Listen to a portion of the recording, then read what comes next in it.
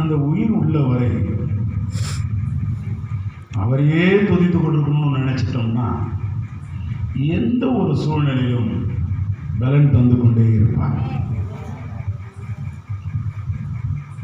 திடீர்னு அப்படியே ஜெபம் பண்ணிக்கிட்டே இருப்பார். அண்ணன் என்ன கேட்பார், என்னென்ன சாப்பாட்டுக்குள்ள காசு இருக்கா? எனக்கு ஒன்றுமே சொல்ல தெரியாது.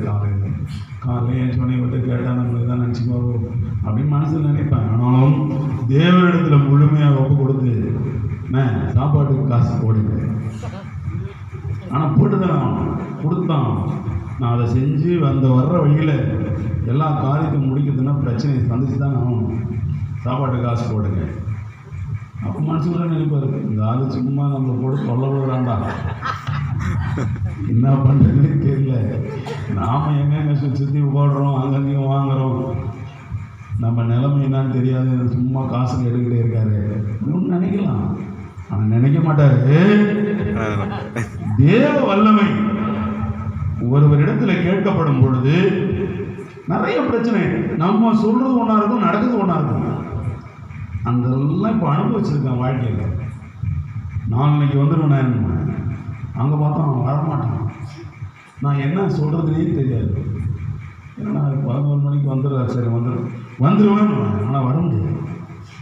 சூழ்நிலைகளும் சந்தர்ப்பவாதிகள் போல மாற்றி வைக்கிற பிசாசை கட்டி அப்புறப்படுத்தி இப்போ தான் அந்த வழியை செவ்வாயாக்கி தேவை.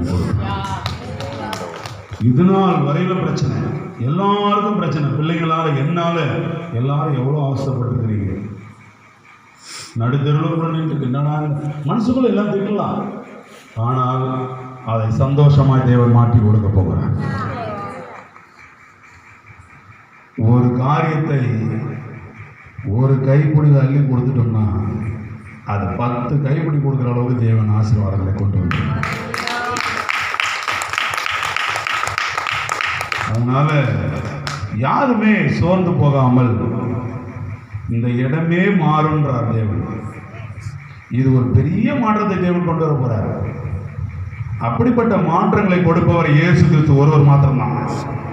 என் மனசுல நான் இன்னைக்கு கூட சொல்றேன், அண்ணன் இதை எதுக்கும் நமக்கு வேணாம்.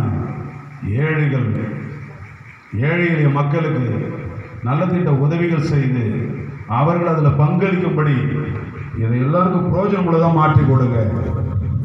எல்லாருக்கும் கொடுக்கறதுக்கு தேவன் வழியை திறந்திருக்கிறார். அதுதான் நம்ம வழி.